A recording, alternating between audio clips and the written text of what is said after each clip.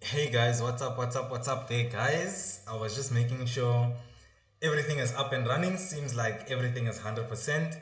What's good there, guys? What's good?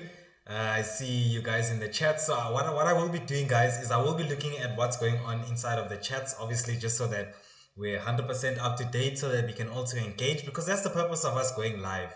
Live, we're supposed to have a session that's just as educational as a normal YouTube video, whatever the case is. But the only difference is that we want to include the interaction, that physical interaction. We want to see that, okay, cool, you guys are here. You guys really have questions. Yeah, I see YouTube is saying something. Okay, cool.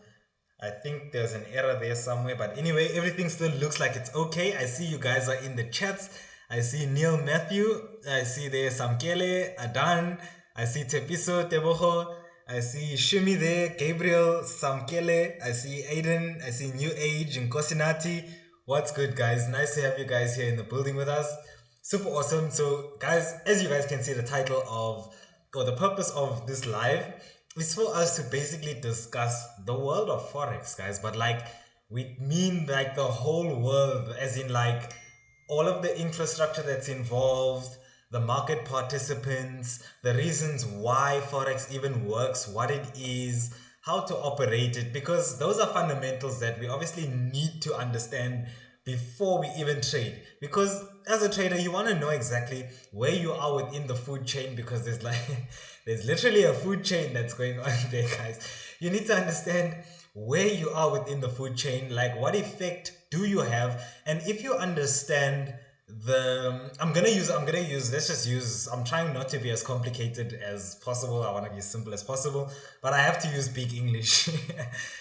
Once you understand the typology of trading, like as in this is who I am a retail trader, this is who that person is, this is how we connect, this is how we interact. Once you understand that whole typology, just basically the structure, the backbone of the trading world, I guess even your journey itself would be a hell of a lot smoother because now you'll understand how the flow of information happens, who has more influence on this market that you're supposedly trading and want to make money on. What is this market in the first place? So that's kind of what we're going to get into, guys. So I will be keeping my eyes in the chats there to kind of just see if there aren't any questions that you guys are maybe asking or whatever the case is. I see Peter saying you really enjoy your work. You give the same energy like the one you gave in the morning session. Big ups.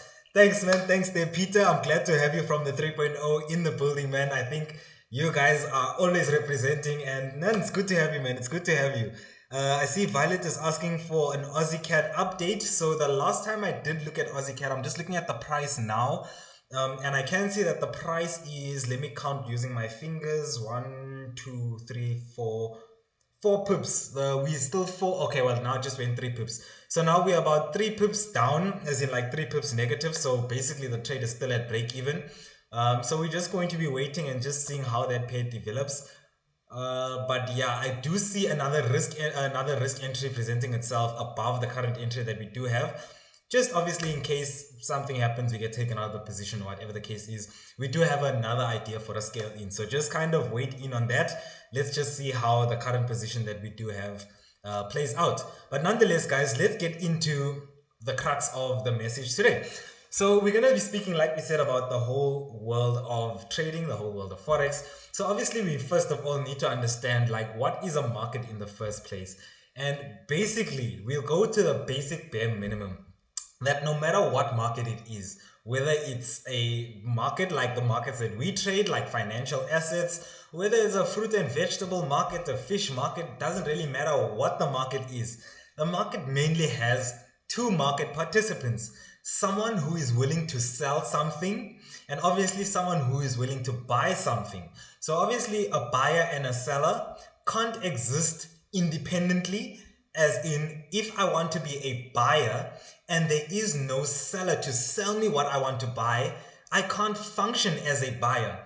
So now we know for a fact that there are two main market participants in any market. Now, what the Forex market differs with, when we're talking about markets, now how the Forex market kind of differs, or any market for that matter in this day and age, no matter what it is, even if you're trading cocoa beans or orange juice, because yes, guys, there's people that make millions off trading cotton and all of those funny things there that we don't think about. But nonetheless, if we are trading an asset like other assets that we trade, a financial asset, now what we'll find is that when there's an occasion, and obviously we can see it clearly on the charts, and we'll get to that. There are occasions where we find out that a market has a lot more people that are willing to sell than that are willing to buy, and then we'll find out that maybe there's occasions where there's a lot more people that are willing to buy and then there are people that are willing to sell. And now in the Forex market, there's not always the case where me as a seller will have someone to buy what I'm selling from. And so when it comes to this market in specific, this market in particular, there is a middleman occasionally.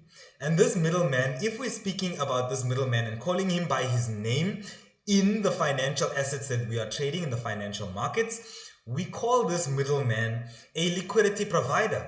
And the sole purpose of this middleman is that if I want to sell a particular asset, a particular financial asset, and there is no buyer that is willing to buy what I have to sell, the liquidity provider's job is to take the opposite end of my trade, meaning that when I do sell, and if there is no individual on the opposite end of my trade to buy what I'm selling, then the liquidity provider has to step in and buy what I am trying to sell.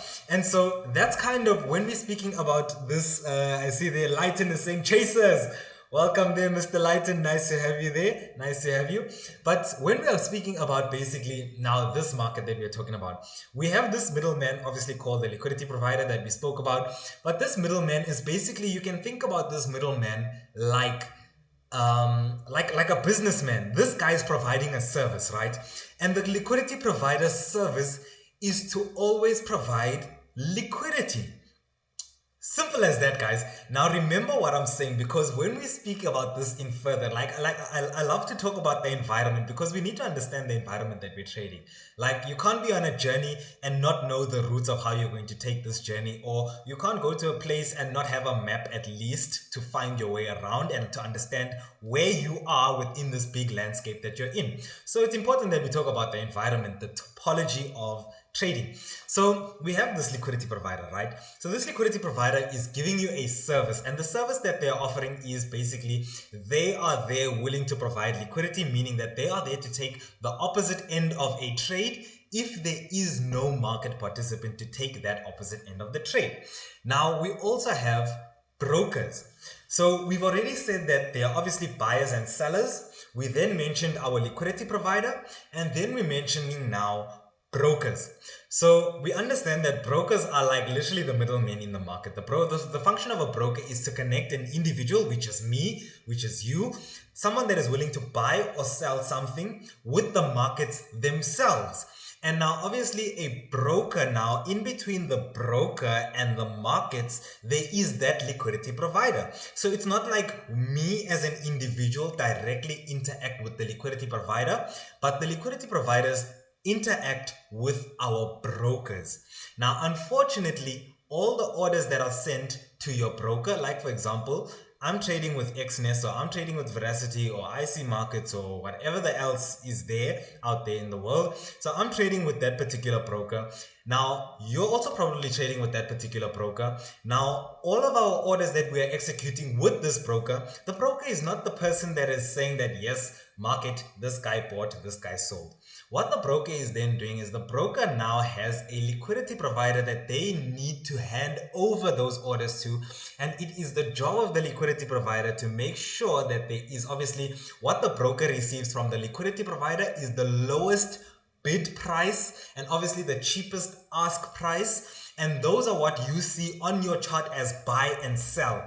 Those two values are the values that your broker receives from the liquidity provider. So the liquidity provider is telling your broker that this is the most expensive, or this is the cheapest price that I can give you, and this is the most expensive price that I can give you for this particular asset. And then the broker says that, okay, cool, with these prices here, I want to make something on top. So now what the broker does is the broker then decides that, do they want to charge you as the person that's executing the order? Do they want to charge you the moment you press buy and sell based off a commission? So what a commission basically means is that depending on the amount of volume that you are trading, the broker will take a cut. So maybe they'll say that I, as the broker, will take 30% of whatever volume you're trading. Let's just say maybe you open one standard lot. So obviously one standard lot, 30% would be $3 of that standard lot. So now you know that your commission is $3.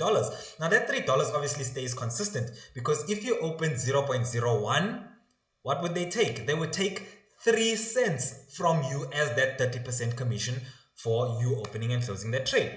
Other brokers then will say that, okay, cool, I don't want to have commissions, but I want to capitalize, or I want to make money basically by hurting the individuals that are trading, by increasing spread and all of those nice things. And then obviously that broker will say that I will add my so and so amount of pips on this to obviously include spread, and then they make their money off that spread. So obviously we spoke about the fact that there are buyers and sellers, that there are liquidity providers, and that there are brokers. Now let's speak about the market participants. These buyers and sellers fall into a whole lot of different categories. Now, I'm sure you guys obviously are familiar with some of the terms, like for example, retail traders, institutions, banks, all of those are the market participants that we are talking about as being buyers or sellers. I hope you guys see the whole typology that we're creating for ourselves. Three things: there's buyers and sellers, there's liquidity providers, and there's brokers. These buyers and sellers, we now can obviously classify them and put them into different groups. So obviously at the lowest end of the spectrum, we have retail traders, which are people like you and me. Now, what we can say about retail traders is that retail traders make up most of the market participants. I can guarantee you now that there are way more people trading Forex in South Africa than there are banks or institutions trading Forex in South Africa. So we can clearly see that retail makes up most of those traders, like as in individuals, people that are actively in the market. Retail is the majority. We are full. We are there, guys. But unfortunately, retail volume, the volume that all retail traders have or trade, is probably like maybe 5% of what's actually being traded. Us as retail traders, as much as there are so many of us, we don't contribute to a lot of the volume that is traded. You guys hear when they say that, oh, Forex is a market where they trade 5 trillion in a day, or whatever the case is. Of that 5 trillion in volume that's traded per day, we only make 5% as retail traders of that volume. So in terms of volume, we are not even thought about in this process. Like we are not the biggest enemy here. We're not the biggest enemy. Obviously, because we make up so little of the volume that is traded, the real manipulations and all of those things that we are saying that are happening, Euro USD gave a double top and then it took me out, those institutions are manipulating me. The battle is against them fighting each other, because they know that the volume, they have the volume. Retail traders don't have the volume. And so how it happens is that when we are trading, unfortunately, against the volume, the majority of the people that are moving the market, obviously we'll be in the wrong direction. And we can assume that those are manipulations or whatever. We can call them whatever we want to call them. I just call it being wrong. Finish and clear. But nonetheless, when we are trading against the volume, we're more likely going to be wrong. When we are trading in line with the volume, then we are going to be right. And so what I'm kind of doing, guys, is I'm giving you guys a hack. I'm literally giving you guys a life hack, that when you are trading, looking at things like trends, looking at things like ascending structures, descending structures, double tops, head and shoulders, inverse head and shoulders, double bottoms, whatever structures, bullish flags, bearish flags, order blocks, support and resistance, trend lines, moving averages, RSI, Bollinger Bands, put whatever you want to put there. The point of what you are trying to do as a trader is your job is to trade with the volume. That's all you're trying to do. You're literally just trying to trade with the volume. Because if the volume is going down, the market is going to go down. If the volume is going up, the market is going to go up. So things like looking at trends is you observing which direction are the orders flowing. Are the orders flowing bearish or are the orders flowing bullish? And your job is to jump on that trend. And that's why they all say, guys, the trend is your friend and all of those things. But I don't necessarily agree to the fact that the trend is your friend, because me, I trade a lot of reversal structures, and that obviously means catching the beginning of a new trend. So I wouldn't always say that the trend is your friend, but what I would say is that understanding, making sense of the abstract information on your chart using your trend line, support and resistance, trends, ascending, whatever, all those things that we spoke about. Using those tools to make sense of the information is what you need to do. Once you've made sense of that information, your next job is to try and find a way to make money from the information that you assume to be true from the chart. Done and dusted. Now, anyway, we spoke about retail being the majority but the least volume. Now, obviously, following that, we've got banks and all of those things. Like, guys, you'd be shocked that even in the world of banks, there are different levels. There are banks like, maybe let's call out these South African banks. There are banks like maybe Capitec. Capitec is a very small bank, guys. You can think about Capitec in the world of banking. Capitec would be me sitting in my bedroom trading on my laptop, and then Standard Bank would be a hedge fund. In the world of banking, there's literally levels to the banks, and the banks are also trying to manipulate each other out of positions because they trade most of the volume. We don't trade most of the volume, so they're not really pretty much worried about us. They're worried about the structures and the patterns and everything. If a bank is trading double tops, that's who they're going out for. They're not going out for me, because me, I only bought with 0.01.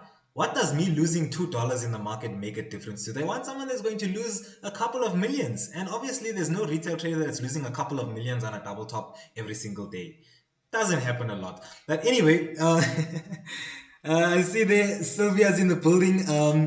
We're gonna continue, guys. Let me just see what's going on here in the chats, just so that I don't leave you guys out. Maybe if there's any questions as well. I see first time watching and I'm already enjoying. Nice to have you there, Ngoka. I hope I didn't butcher your name, man. Fantastic. I see there Divan from Northern Cape. Welcome, welcome. 18-year-old going head first into trading with you guys next year. Man, you won't regret that move. You won't regret that move. Even if it's something that obviously maybe doesn't end up being your career, the fact that you've been exposed to the world of, guys, if you think about the amount of money that's flowing through Forex on a daily, that $5 trillion, that just means that most of the world has realized that the quickest way to make a lot of money, the most efficient way to make a lot of money, is through speculation, using money to make more money. And that's exactly what we're doing. Speculation is the future. And even if, for example, like you, man, even if you don't use trading or go through with trading as your career, as your lifelong thing,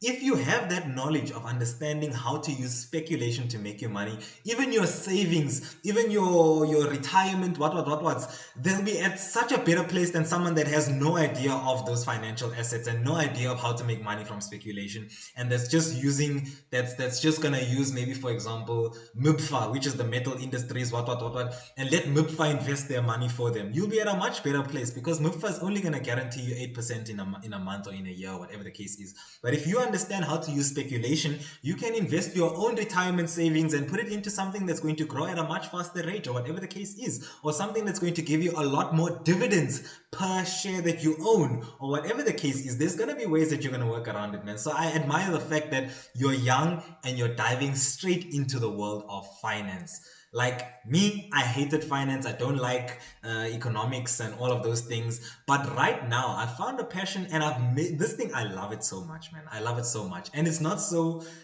I need to learn about this and economics and that and that and that and that and a whole lot of stuff. It's just the basic understanding of how can I make this make me money, and that's about it. All the information that you need is the information that's going to allow you to understand how to operate efficiently and obviously make money out of what you're doing, man. But nonetheless, let's just carry on with the chats there just to make everyone is caught up, and then we'll continue. I remember where I left off. The more light on the discount because of the big festive season. I'm not sure of anything. I haven't heard anything about a discount for the 3.0 as yet. But nonetheless, I think when something does come up, you guys will be notified like in advance, maybe on either the Forex Chasers Instagram channel or on the Forex Chasers public Telegram channel or on the Discord public Discord channel. But somewhere in the public, you guys probably gonna know about the discount as soon as the discount probably starts. Yeah. I see there some people in the building. Atania, what's good, Atania? Nice to have you. Eugene is also in the building, guys. I see a lot of people from the 3.0, so I'm very happy, guys. I see a lot of the family in the building. Appreciate you, bro. Thank you there, Zakile. Women saying hi, Trey. Is the volume during December and is there volume during December or January?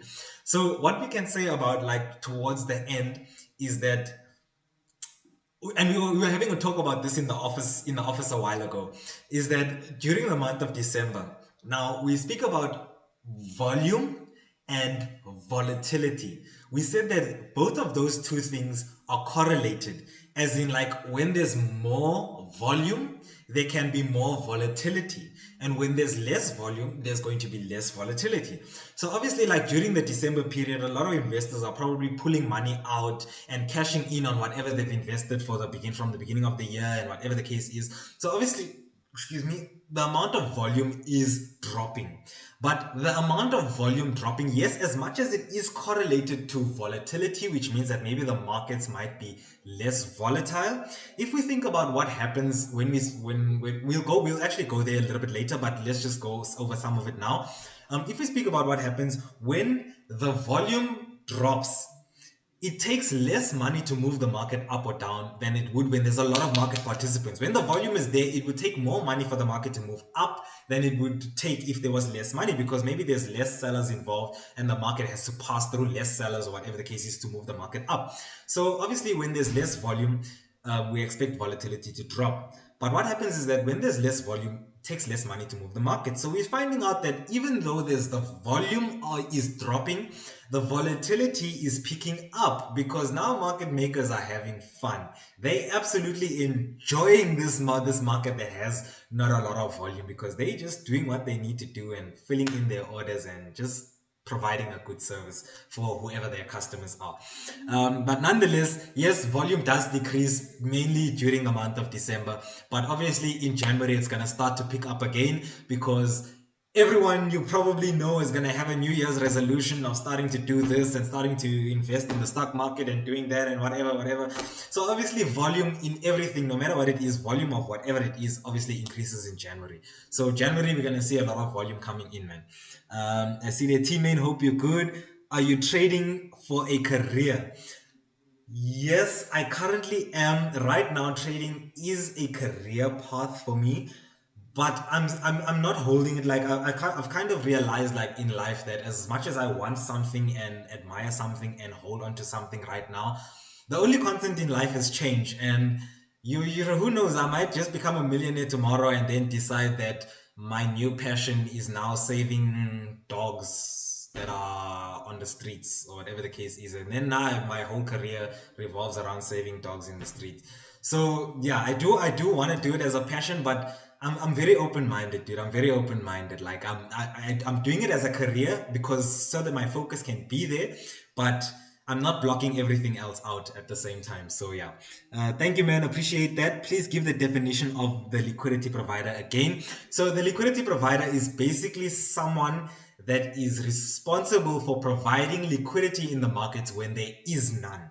So, for example, and we were okay. Let's just get straight into it. Let's get into it. I apologize, guys, that maybe by the questions we're going to be jumping from here to there, or whatever the case is. But I will try and maybe reference you guys. I wanted to go in a nice structure, or whatever the case is. But if we follow a nice structure, we might just take too long because the questions sometimes do make us digress here and there.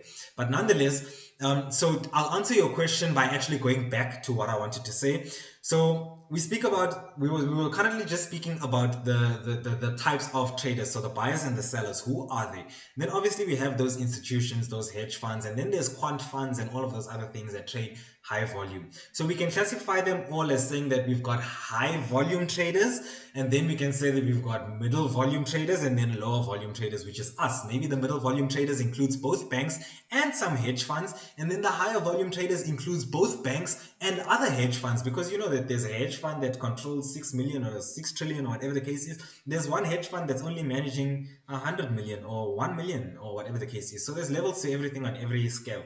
So nonetheless, we've got these traders that are trading different volumes. Now, the liquidity provider, what the liquidity provider is doing now, let's just say that I am a client. Let's just say that I'm an individual, and I'm an individual that has $100 million of stock, and maybe let's just say Forex. Maybe I bought Aussie CAD, or I sold Aussie CAD. Let's go into today's setup. Let's just say I sold 1 million lots. Think about how big that volume is. Or let's not say 1 million. That's ridiculous, guys. Let's just say I sold about 100,000 lots of Aussie CAD. And now I want to buy back. I want to close my sell. Now I want to close my sell. But there are no market participants on the other end, because remember, if I sell something, if I open a sell order and the market is going down and I close my sell, me closing that sell means I'm buying back what I sold, obviously at a cheaper price because I sold it or whatever the case is. If I buy something at this price and it goes up, after I've bought something or whatever the case is, I bought an asset and it gets more expensive, I sell back my order when I close that order. So let's get that through. So let's just say, go back to our example and say that I've sold 100,000 lots of Aussie CAD. Now I want to close my sell. So closing that sell obviously means I'm buying back. Now, if I'm buying, what do I need for me to be able to buy from the market? I need a seller on the other end. And remember that I sold from up here. Let's make a nice visual example. I sold from up here, 100,000 lots, market went down. Now I'm trying to buy back my order. Who do I need here at this low level? I need a seller to sell me, because remember, I want to be a buyer. I want to close my sell order and I want to be a buyer. So I need a seller on the other end. Now think about it like this. Remember, the market is already down low. The market is already low. Now you as a retail trader, are you going to sell at the bottom? You're probably not going to sell at the bottom. So that means now there are no sellers for me to be able to close my buy. So what I will then do is I'll say to the liquidity provider that this is my position, this is my whatever, and now the liquidity provider must do his job and sell me that order. If the liquidity provider wants to be a seller of Aussie CAD, then the liquidity provider themselves can sell me that order. And we're both happy and no one was hurt.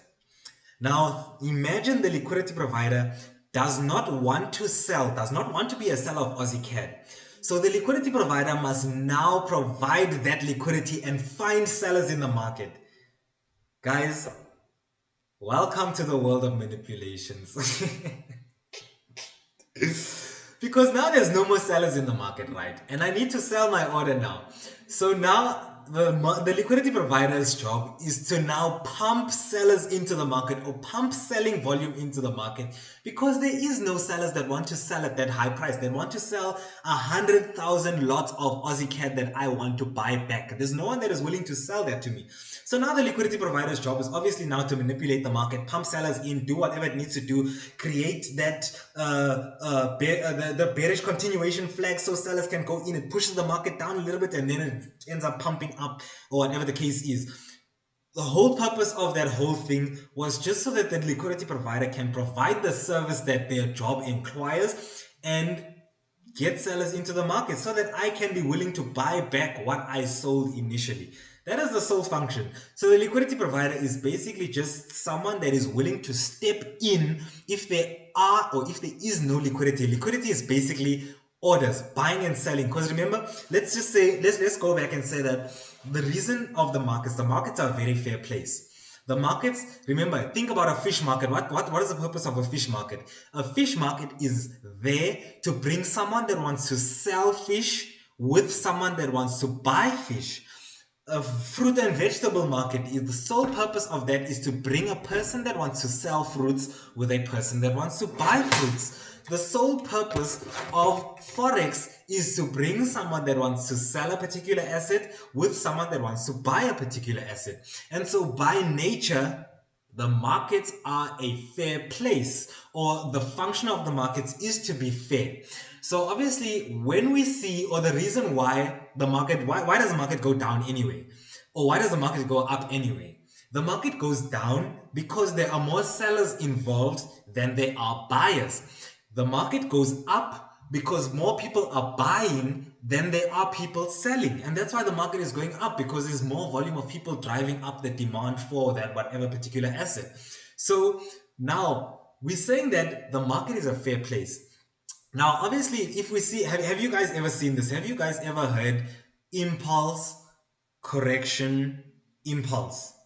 When market pushes to the upside, starts to correct, and then we have a follow through of that momentum. Now, if we think about what happened in this impulsive move to the upside, this impulsive move, obviously we see market going up, which means that there are more buyers involved in this market than there are sellers. What does that do? That goes against the whole nature of why the market is there. The market wants to match buyers and sellers, wants to give sellers an equal opportunity to sell where they want to sell. So what does the market then do? The market starts to correct inside of this impulsive move. You can think about it like all those fancy words, call it an imbalance, call it an inefficiency. Yeah, let's use the word inefficiency, because if we say that the markets are efficient, the markets are balanced. So we'll say inefficiency. Now, after the market creates this inefficiency and obviously moves to the upside, the market wants to give, because remember, market bought very fast. It didn't give someone that wanted to sell at any price in between here, it didn't give them the opportunity to be able to sell. So what do markets do? Markets then obviously correct to fill that imbalance. Obviously, someone that's trading those concepts will tell you that market is filling that imbalance or whatever the case is.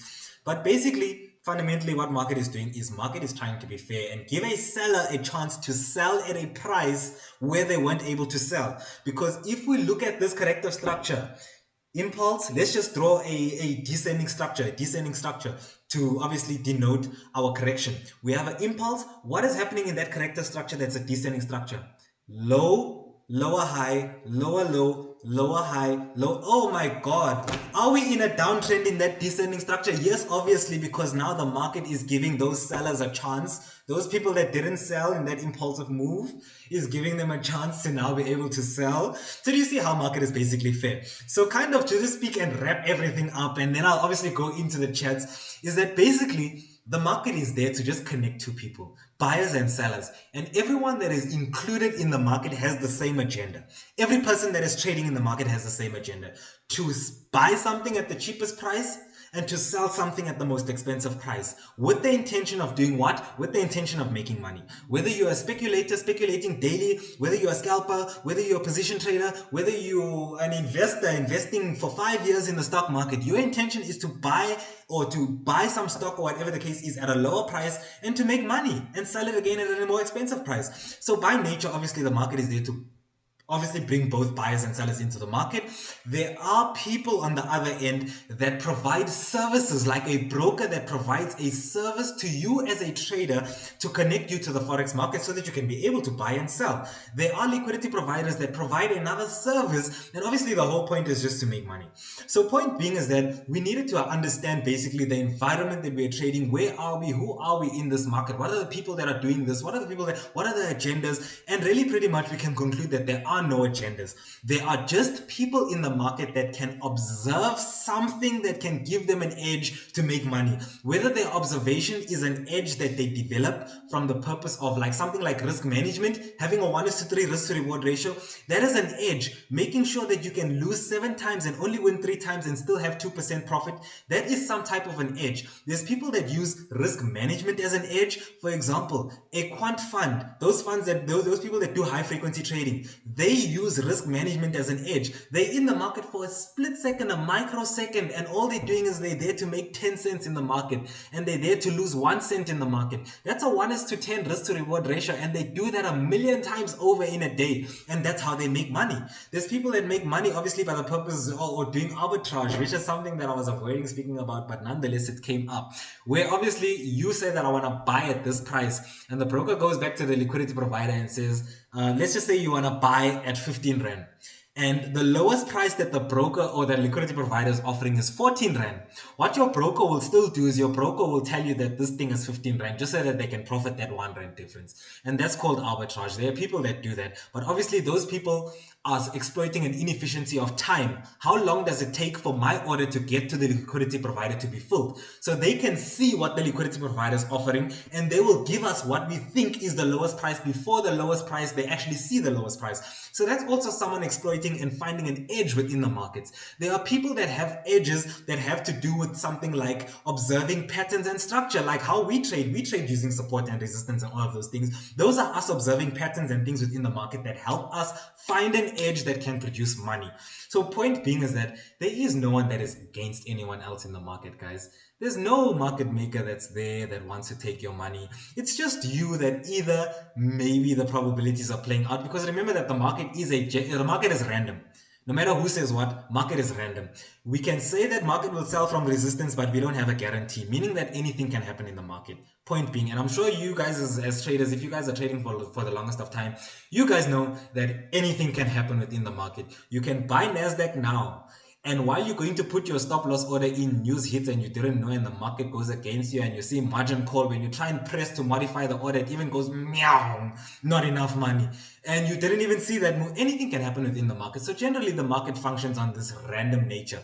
But obviously there are people like you and me, like banks and institutions, that are trying to develop an edge, something that will allow them to extract money from the markets. There's some people that's edge happens over a long period of time. Like we can say an investor is someone that's edge functions over a longer period of time. And then there's you and me that are day traders that's edge functions over a shorter period of time. Both of those are edges. And what I'm trying to tell you guys is that what it takes to make money in the market is a genuine skill.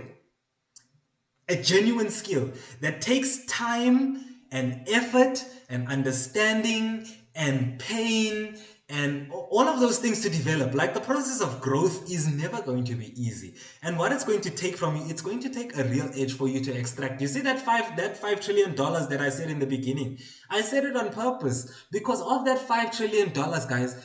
I'm sure you guys know how difficult it is to pull $1 from that. Guys, there's 5 trillion floating in a day. How difficult is it to pull $1 a day from the market? It's very difficult. And so what does that tell you? Is that the market is a fair place, but the market rewards those people that can spot an inefficiency and take advantage of that. Whether that inefficiency is you exploiting something like managing risk, you exploiting even your own emotional what's that can be an edge. You overcoming and functioning just solely based off reason and logic can be a form of an edge. Maybe someone edges out there is flipping a coin every day at 5 in the morning, and if the coin lands on heads, they buy. If it lands on tails, they sell. If that edge can pull money out of the market and no one else knows about it, and they're the only person that can exploit that edge, think about it like this. The least amount of people know about a particular edge, the more money you can pull off it. That's why banks make so much money, because we have no idea what they're doing, because their edge is only known by them. So they can extract all the money that that particular edge is willing to give. They can extract it all. If there are 10 people that know about a particular edge, then the money that that edge can give is divided by 10. If there are 20 million people that are trading support and resistance like you, then when you make money on that edge, obviously that edge is divided. The rewards of that edge are divided. So what I'm trying to say, think like an engineer. There are things that people call ghost patterns and all of those things, which are inefficiencies like support and resistance. The person that thought about support and resistance is the only person that made serious big money off support and resistance. Everyone else that found out about it, it was already too saturated, it was already too drowned out by that time.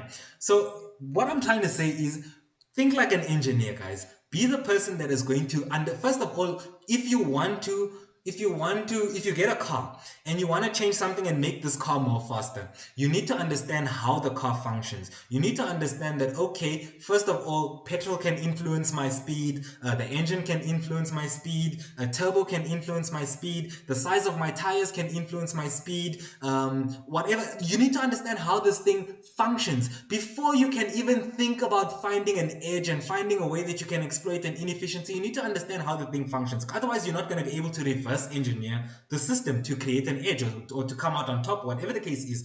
So point being is that, guys, think like an engineer, understand your environment first, and once you've understood your environment, you've understood what you're doing, you've got an in-depth understanding, then you can be able to create things on your own, create your own unique edge. And I can promise you guys that if you copy and paste, you will never be able to extract and use that edge the same way the creator is able to use that edge. And so the place that you want to be is, you want to be in the space of being the creator, being the person that comes out with a specific method of doing things, a specific way, a nice combination of how you combine. Yes, you can use support and resistance and trend lines and whatever the case is, but to copy and paste someone's whole process, that's not going to give you as much money as if you understood why those concepts worked and you came up with your own method of how you're going to use it. That method of how you are going to use it is going to reward you so much more than copying and pasting. That method of how you're going to use it, if something is not working and you are the developer, you know exactly where to start changing. You know exactly where to start modifying. You know exactly how to make this system more efficient. If you're making $10 a day, you'll understand what part of your system can I multiply, can I change and can I modify to make me $12 a day, which is two more than my system could make me a day. Those are the things that only come with you being the creator of your system, with you understanding your environment and then creating from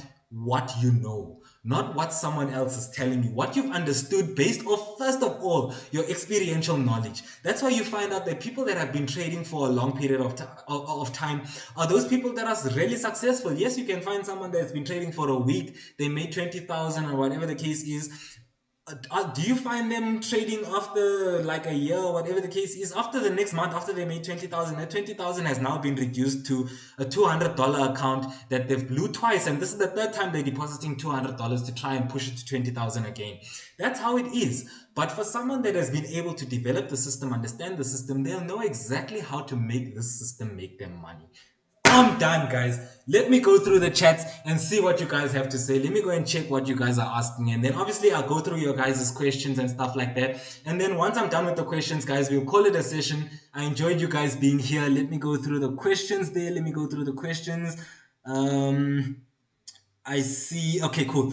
I see US30 analysis. I don't have any US30 analysis for the day. The only pair that I was looking on trading was Aussie CAD, and I've taken my entry. Oh yes, Aussie CAD is just about at break even. We a little bit in profits, guys. I just looked at the price now. So if any of you guys are in that sell, we're a little bit in profits. I hope it didn't take us out at stop loss, because I haven't seen the chart, but I can see the price. But nonetheless, let's see. After going through the 3.0, you'll definitely see that it does need a discount. That it does not need a discount. Oh, that's what Lighton is saying. Does not need a discount. Just kidding. The 3.0 is the Forex ultimate crash course. Oh, yes, man. I see Carol is saying, hi, I would like to know what's the ideal account balance to start with the Forex chasers. A safe account balance, whereas I won't blow my account easily. Beautiful question.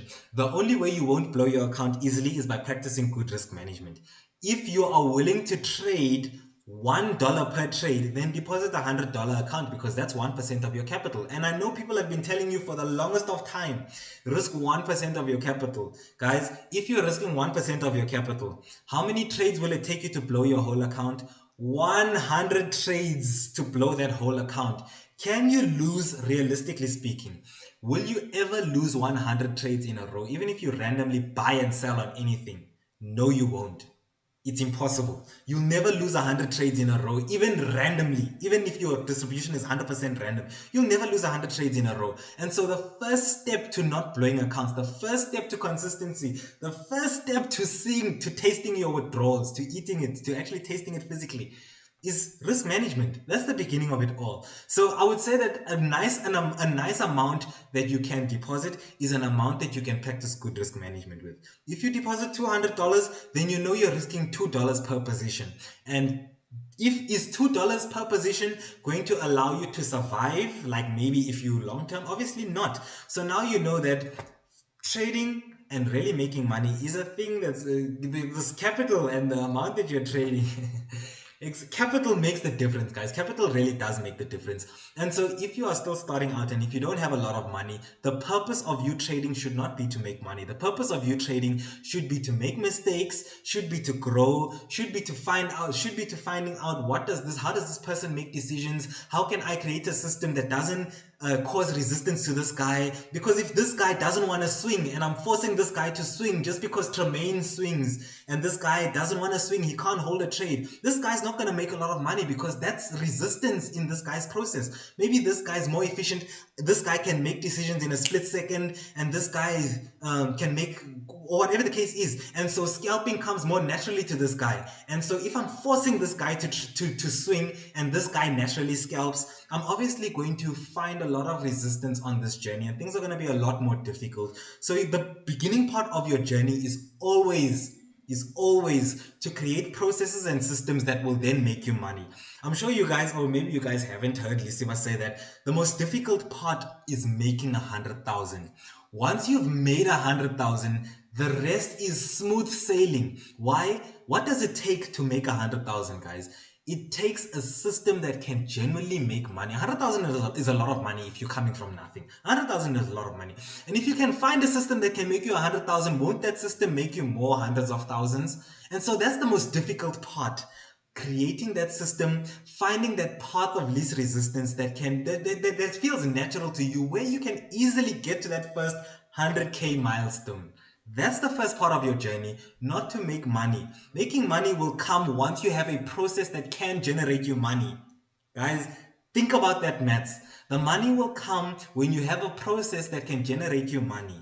A business owner is not dreaming of making 6 million and they don't even have a product to sell. It's the product, the focusing on the product to sell that will get someone to make that first $1 million in their business. And that's where your focus as a trader should be, on your processes, on your trading plans, on how am I going to do this? That's where your focus should be. So nonetheless, let's just say, will you scribble today on US 30? Now I'm not even analyzing today. I'm not even analyzing today, but I will do. I'm thinking of doing tomorrow's weekend analysis, maybe tonight or whatever the case is, maybe. But yeah, we'll just see. But I will definitely do my weekend analysis probably tomorrow at least. Hi team, and can you define an imbalance in the market? Thank you. I remember myself talking about imbalance. Imbalance is just basically when you see price moving very fast in one direction. That's an imbalance. Why? Because market wants to be balanced. Market likes to be in consolidations. That's why we can spend 80% of the time in a consolidation and 20% of the time in an impulsive move. Why? Because the market doesn't like when there's more buyers than there is sellers. The market doesn't like when there's more sellers than there is buyers. So the market tries to rush to the next area where it will find both buyers and sellers. That's why impulse correction impulse. Nice and simple. Wizzy King in the building. I see, hey man, does the 3.0 course include fundamental analysis? No, we do not. We don't pay attention to any fundamentals at all. We are technical traders. The only purpose fundamentals has to us is fundamentals tell us when not to trade. For example, I see a double top structure there on US 30 and it's just before NFP or whatever the case is. I won't sell that double top structure. Why? Because NFP can introduce volume into the trade that will mess up my technical analysis. So the only function technical fundamental analysis has to us is just knowing when to and when not to be involved in the market. So we don't trade based off fundamental analysis at all. I see, how are you, bro? Linton, Lighten, I see the Lightens. These guys are having a full-on conversation here. Damn, I see 3.0 members in the building. What's good? What's good? What's good? What's good day, Tumelek, man? Let me give you a shout out, man. Welcome there.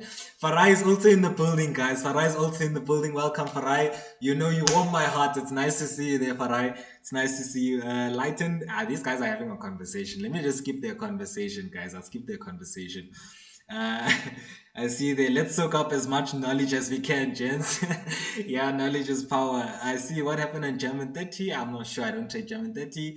No, say it loud and clear that it's trading without the 3.0. Yeah, it's trading without the 3.0, not manipulation. Ish, this guy spitting fire. See, can't believe you just made that insufficient fund sound on me.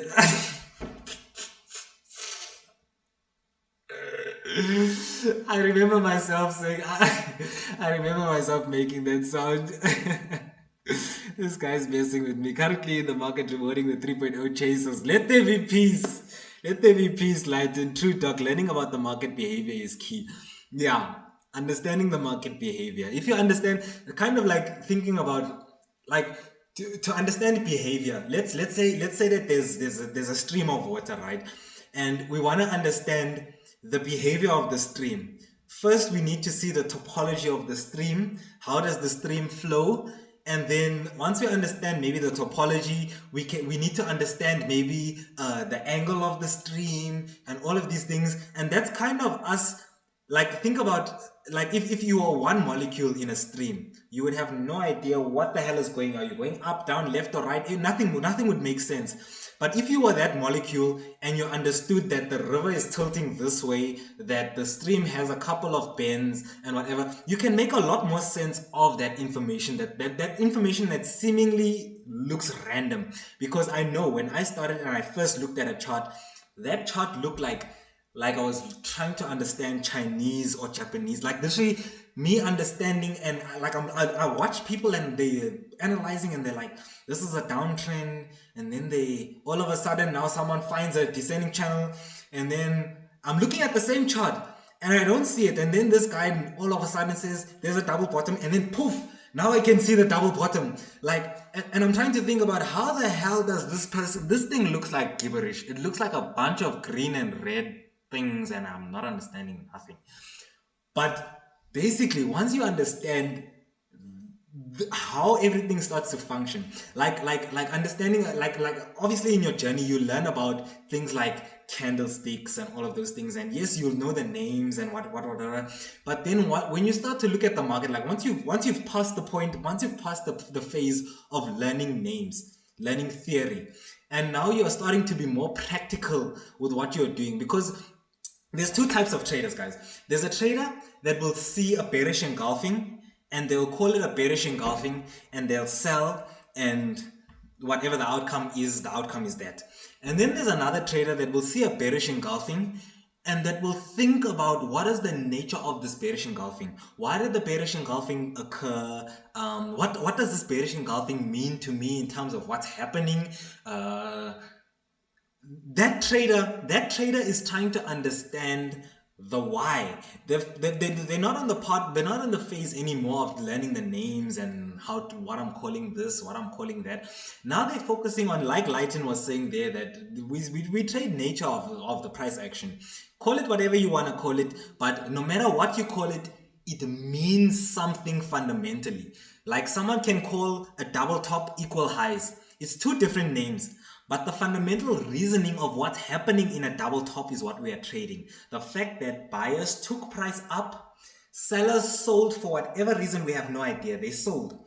Buyers jumped back into the market and sold, but weren't enough to push price above the previous area where sellers saw value and sold from. After the sellers came back into the market, they were able to break the neckline of the double top, which is a previous area where buyers bought from. So now we don't even care that this thing is a double top. We don't even care. It doesn't matter to us. What we are trading is, what does market moving in this way mean to me as someone that wants to make money off whatever's happening. That's 3.0. But let me finish off, guys. Let me finish off here in the chats, guys. Let me finish off here what's going on in the chat so that we can end this session, because it's 2 o'clock. This session is only supposed to be an hour, and 2 minutes over the time. I'm 2 minutes over the time, guys. I'm 2 minutes over the time.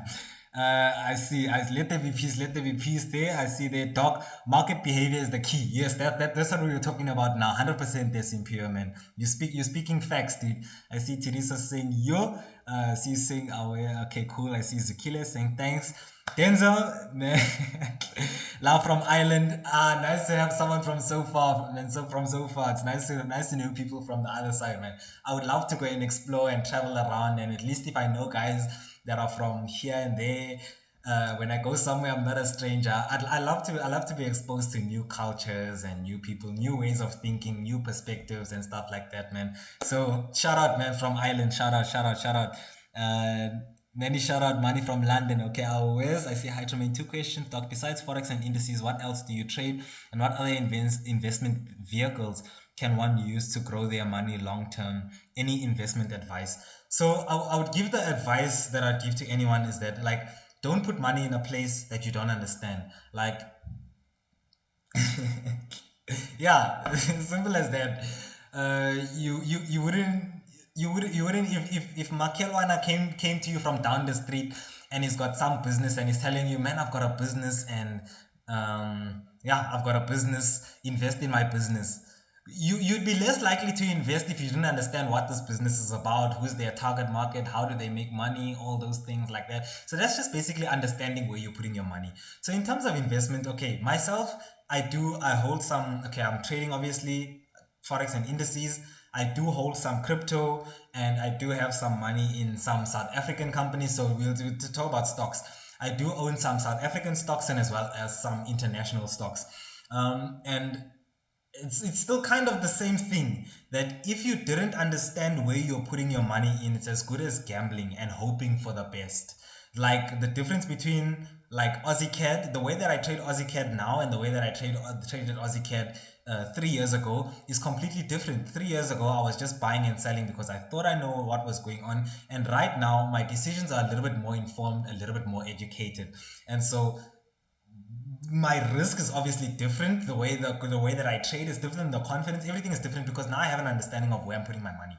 So yes, definitely do look at stocks. Maybe crypto, not as much. Like crypto, I don't feel like it's much for investments. Crypto still feels a little bit like gambling to me more than an investment because it's not backed by anything. If you're buying a stock, it's backed by an actual company that exists, that has property, that has assets, that has everything involved. So stocks is probably the way to go in terms of investment, but still understand where you're putting your money. Understand maybe if you want to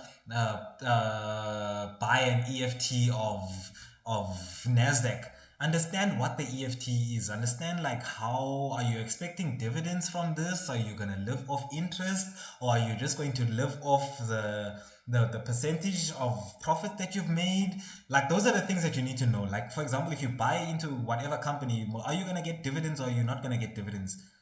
If you're asking yourself what are dividends, then you shouldn't even have bought that company. You check. It's that kind of a thing. See, Simphio saying joining the Forex Chasers 3.0 is the best thing that you can do in your trading journey. Speaking as a former member of the Chasers, man, you're not former. Once you're in, you're always here, man. You're always family, dude. You're always family because you think the same way as we think, man. You think the exact same way. The monthly fee of the 3.0 means the entire course is covered within a month, or you pay until you understand the work. That's why it's a subscription. So it's a monthly subscription. You are with us for as long as you feel like you need to be with us. And whenever you feel like you've got what you needed, whether it's in terms of your progress, whether it's in terms of knowledge, whether it's in terms of understanding, whether it's in terms of just seeing what's happening inside, once you feel like you've got what you needed to do, then you are welcome to cancel your subscription. And on my end, I would clap hands for you because I would then say that you have graduated, dude. I would then say that you've graduated. So it would make me happy. But nonetheless, can you touch base on psychology when trading a funded account? Thanks, man. Any books on stocks that you can recommend? I don't know any books. Mm, books on stocks. I don't know any books on stocks, but what I like to do is when you're driving somewhere, especially when you're on the highway, like the N1 or whichever highway that's got a lot of companies, look left and look right, man. You'll see a lot of companies that you can invest into. You'll find out that you didn't even know that Bitvest, oh yeah, that's a very, very common company. You didn't even know that Bitvest just ventured into the world of okay, are they in construction? Yes, they're in construction. Let's just say you wouldn't even know that Bitvest moved into the world of cellular marketing or whatever the case is. And when that Bitvest stock of cellular marketing goes public, whatever the case is, you make a lot of money. So man, look left and right. There's businesses that are around you that are so big, but that are just not in the public eye, or that are so profitable, that are so new, or whatever case is, that they're not in the public eye. And when they're in the public eye, it's probably already too late, or whatever the case is. Look left and right, and after you look left and right, go and Google and go and do research and see what this place is about. Do you understand the environment, whatever the case is? Because, like, I'll give you an example with me. Um, the South African stocks that I own, I'm not going to tell you what stocks they are because that's not the purpose of this session. But I own a stock in the field of energy, which is a company that produces natural gas. Did you even know that South Africa has a company that produces natural gas? No, you didn't. That's what I'm talking about. There's one company that produces natural gas. I've got one. Obviously, I'm in logistics as well. Aside from logistics, Cesaria. Yeah, you can definitely lend the charger. Definitely. There's some logistics involved. Aside from logistics, I've got one financial company that I'm looking at. It's those types of things, but I didn't just go and look at them and just say I'm gonna buy this company. I looked at them and then I went to research. How long has this company been open? What are their values? Are they making money? Are they a public company as yet, or are they still privately owned? Do they have this? Do they have that? What's their long-term vision? Who are they? Who are their customers? Are their customers repeat customers? Are they selling something that's rare? Are they selling something that's needed? Are they selling? That's the kind of research that you need to do. And then once you've found a company like that, all you do is just say that I'm gonna take 50 rand every month and I'm gonna buy shares. 50 bucks of this company every month. Or maybe you find 5 different companies and that's 250 rand, and you know that you're spreading your basket in between logistics, energy, finance, retail, and services, or whatever the case is. That's the way to go, guys. But nonetheless, guys, let me cut that, because now I'm 9 minutes over the time, guys. Now I'm 9 minutes over the time. A cool monthly fee, cool. Forex trade, cloud coin trading. I don't know about. Oh, okay, cool. Kaizen, another book that you can paint you blue in the markets is founded in a 3.0. Yes, guys, we have the master price action PDF. There's Lighten reminding you guys. Where is Buddha? I don't know. Hi, T. I've joined the 3.0. Now I'm going through the modules. What advice can you give me at this early stage? At times, I feel like I'm missing out as I'm not yet involved in the groups. So what I can say, man, try and learn like you're gonna teach someone else. And like, just document and try and create systems as soon as possible. Like, for example, when you learn, like in the 3.0, maybe we'll teach you something like an ascending structure, and we'll say an ascending structure has 2 resistance areas and 2 support areas, and once you have those 2 resistance areas and 2 support areas, you can draw your resistance and your support trend line, and then your first area of value is your third touch of that ascending structure. What I can suggest, see, while you're learning it like that is literally helping you create a trading plan, because it's giving you objective rules. Now, when you go to the market and you look at an ascending structure, you have literal criteria to say, I don't know what this thing that's going up is, but if it has 2 support structures and 2 resistance structures, I can start to draw my trend lines. And that is objectively what I would call an ascending structure.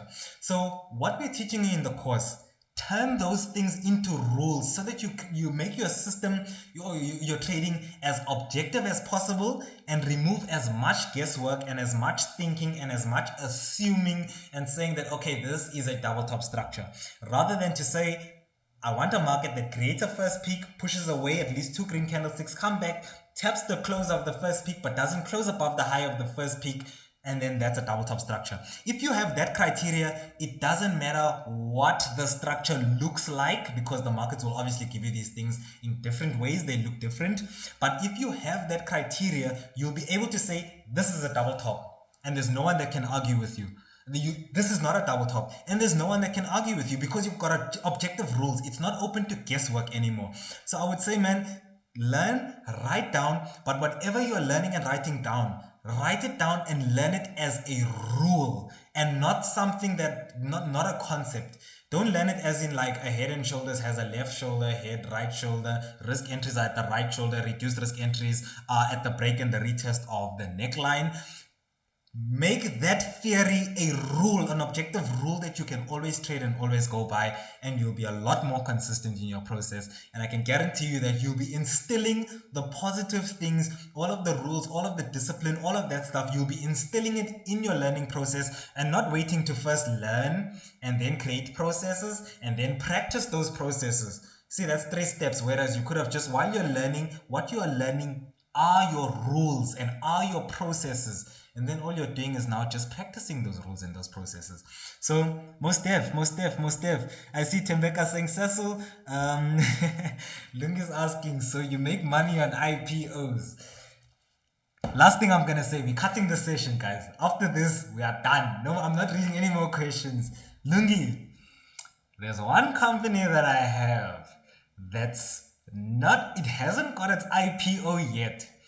But what I can tell you is that it's trading at around 2 Rand or 3 Rand per share. This company owns Easy Equities. Listen to what I'm saying. I'm not going to tell you what it is. Go do your own research, because if you do research, you'll see a lot more about the company than if I say, go buy and go sell this.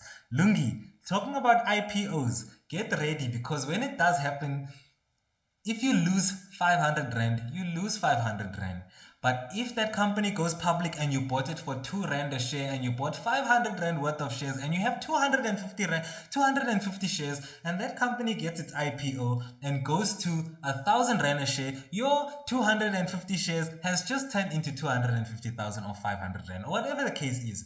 So go and see which company owns Easy Equities, which company owns Easy Properties. I'm sure you've heard of Easy Equities, right? And I'm sure you can see that Easy Equities, a lot of people want to buy stocks and all of those things. So go and research there, Lungi, who owns that company there. It's some group.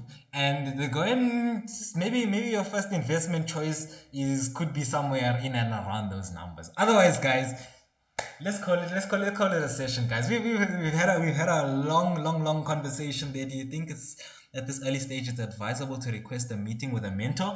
I think once you've completed your module 1 and your module 2, that's when you should request a one-on-one, because module 1 and 2 are kind of the foundations of everything else. And once you understand those foundations, when you do book a one-on-one session, what we can help you with is now creating a process and solidifying a trading plan from what you've already learned, rather than you booking a one-on-one session for me to explain something that's explained in a video, you see. So make the most of the one-on-one session. You don't want me to repeat something that you could have done in the course, but you want to learn it from the course and come and ask me how to use it, or how can I use it efficiently, or how can I turn this into a process, or where in my trading plan does this go, or I learned this thing, how do I create objective rules as to how to trade this thing, that kind of stuff. So once you've done module 1 and 2, man, definitely go in your 3.0 Discord server, go into sessions bookings, click either my link or Funny Lake's link and book. Whenever you book for, we'll be there and we'll help you out, man. We'll help you out, man. On it. I think I have an idea. I am happy, Lungi. I'm happy, Lungi. Otherwise, guys, let there be peace in the streets. Thanks so much for being part of the session, guys. Appreciate you guys.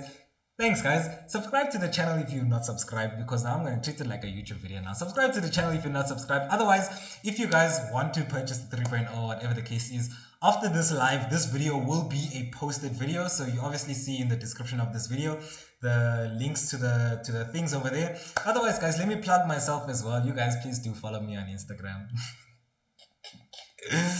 Follow me on Instagram, guys, so that we can go live on Instagram now and then as well. Follow me on Instagram at T_main, MYNE, MY, what? At T_MAYNE .sa. That's my Instagram handle, T_main.sa. So please, guys, go follow me, then we'll go live and do all of those things. Otherwise, I'll see you guys. Thanks, guys.